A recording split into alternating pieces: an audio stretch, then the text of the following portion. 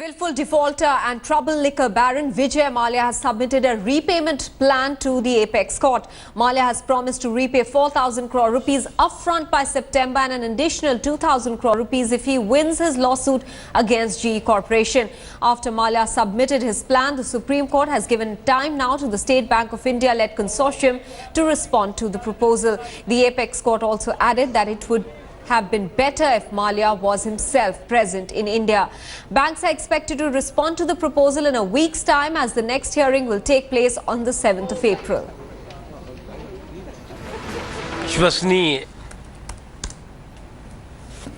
All right, so this loan repayment plan has been submitted by Vijay Mallya, in which he says that 4,000 crore rupees will be repaid upfront by September 2016 and the other 2,000 crore rupees will be paid if he wins the case against GE Corporation. Let me get in Anusha Soni with more details from the apex court. Anusha, now while Vijay Mallya is willing to pay 4,000 crore rupees upfront, there is a rider attached to the subsequent amount.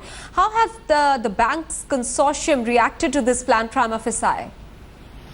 Well, Maha, these are just the preliminary details which are trickling in. We must understand that the entire proposal has been submitted in a sealed envelope to the Supreme Court of India. These are very, prima facie details which the lawyers of the bank consortium mentioned before the top court. One of the points which is also need to be considered is the fact that Mallya is saying that right now he's just ready to pay 4,000 crore. The entire liabilities on him crosses the mark of rupees 9,000 crore. So it's not even half of the amount. Yes. The rest of the amount he's saying he would pay subject to other damages, if at all, he gets from the other legal suits which are pending. Now, prima facie, this also looks to be a little ambiguous. The broader sense that we are getting from the banks, at least from the hearing of the court, is that there is a cloud of uncertainty. There's a cloud of, anxiety about how are they going to recover this money back. All right, Anusha, I request you to stay on with us. I'm cutting across now to Viren Gunawat, who's joining us with more details from Mumbai.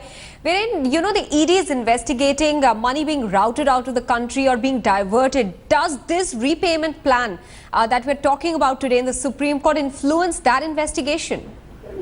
In fact, there's a lot of uncertainty even at the enforcement directorate, because Mallya has still not confirmed that whether he'll be coming on 2nd April, because that's the date ED has summoned Mallya to remain present because of the ED office. Yes. So still, ED is with dicey whether he'll be coming or not. In case he doesn't come, ED will issue another third summon to Vijay Mallya. That's one. Second, the bank, the total amount is around 9,000 crore, and what the proposal is only about 4,000 crore. So definitely, Yes. Vijay Mallya has a lot of money, but it's only that how he wants to plan it and how he wants to repay the amount, and whether the banks are ready to accept the entire proposal. That is a very dicey issue, because as of now, it's only IDBI bank officials. They are under the scanner, but in the coming days, all the 17 bank officials will be under the scanner by ED and CBI. So definitely the banks are facing a tough time, and Vijay Mallya is planning, strategizing, viewing the proposal, and coming up with the entire defense support. So definitely Vijay Mallya is at a very strong pitch as of now, and the banks are at a very big pitch. All right, let me go back to Anusha Soni for more clarity on this case. Anusha, in the next hearing, are we likely to see perhaps any more negotiation, so to speak, or, is the Supreme Court going to tell the bank's consortium after their response whether this sort of plan is acceptable or not? Maha, the ball right now is entirely in the court of the consortium of banks led by the State Bank of India. The Supreme Court has said the merits, the good and the bad, whether this plan is feasible or not, everything needs to be told to the Supreme Court by the consortium of banks. We must remember that most of these banks are public sector banks. So the court has also put a great degree of faith and trust on the response of these banks. The court has said that look at this proposal, look at the integrities, look at the repayment plan, and tell us whether you think it is feasible or not. In both the scenarios, if the banks agree that the proposal of Mallya is doable, is feasible, and with a little bit of push and pull it can work out, it will be a win-win for the banks and for Mallya. At the same time, if the banks raise a red flag and say that this plan is not working, or there in the details there are many problems, then the legal troubles for Vijay Mallya will continue to rise, and it will be a tough legal battle ahead.